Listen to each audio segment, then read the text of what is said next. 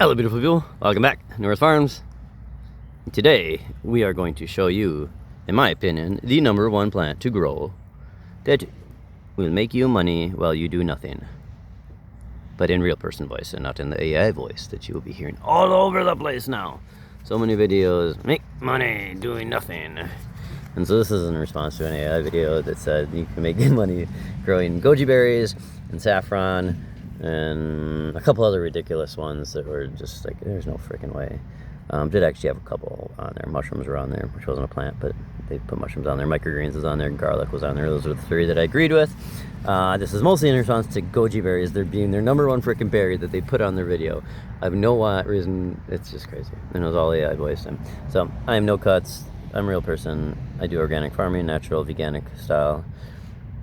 I kind of let things rock. As you can see, my Creeping Charlie is starting to take over my patch. This is actually a strawberry patch. You can see the white purple, the white flowers popping through there. And there you go. So I won't be editing that out. It'll be real. This is a strawberry patch. It is eventually going to be taken over by this guy, the raspberry. So this was the raspberry patch original. I have about did about 15 propagations, 5 years, 15 raspberries, propagated themselves through 5 years to get this whole thing. I put sun chokes there. The sun chokes are getting choked out by the raspberries. So what I would do is I planted them a couple of raspberries here, and then I would take some of their babies each year and put them on the outskirts, and then they would just kind of fill themselves in. So this is the original raspberry patch. This is kind of my path to get to sales, how we sell on the farm. And you can see raspberry. These are all raspberries that are starting to creep over. So this is a strawberry patch. This was a little bit of mint right here, and they said be careful with your mint, and I didn't listen. So be careful with your mint, and the mint was starting to take over the strawberries, and it was about up to here, and it just started like back here. So eventually, and this is about 1,000 strawberries in here. Eventually the strawberries were going to be choked out by this mint, but I'm actually kind of blessed that I got the raspberry. I think the raspberries are going to eventually choke out the mint, because they look like the mint's not coming in as strong in those areas that the raspberries are. We got the honey locust on its 2nd year. Let's take a little peek. Beautiful honey locust baby. It was eaten a couple years in a row. You can see right there. I finally protected it. I should have done that earlier. It does have thorns to start, and then the thorns die back. There's a thornless variety. She's looking good this year. A little grape is popping, a little grape baby with some accompanying flowers.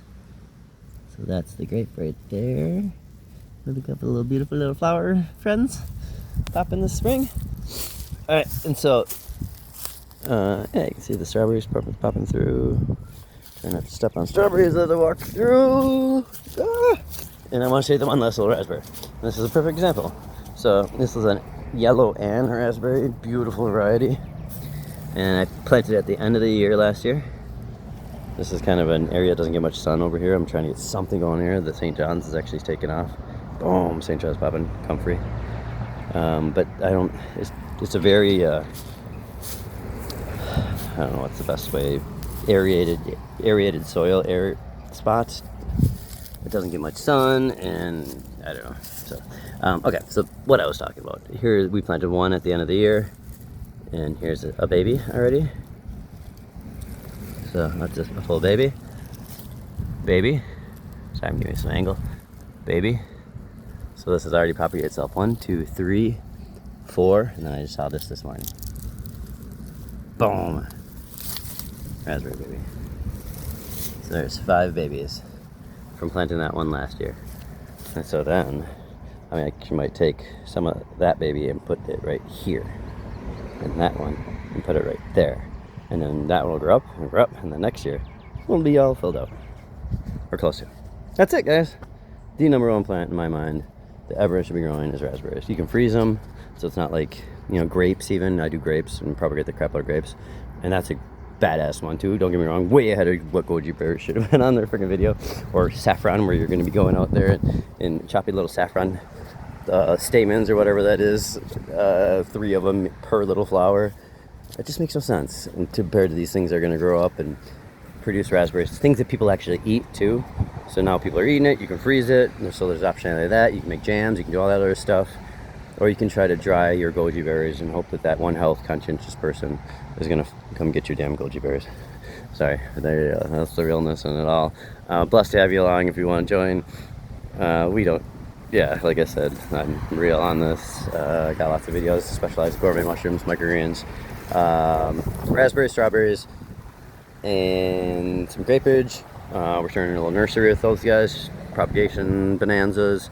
Actually got my first liquid cultures growing for my first, from mushroom standpoint. We're doing work out, getting into mycology a little bit, so you know, jump on if you're into some mushrooms. But gonna be doing my first biopsy today. Actually, got the liquid cultures brewed last night. So my daughter helped me this morning get some more going. So we're gonna do some lion's mane tissue biopsies, and I'll be doing a video after I make sure I don't just completely fail on that. All right, guys, blessings. Talk to you soon. Bye.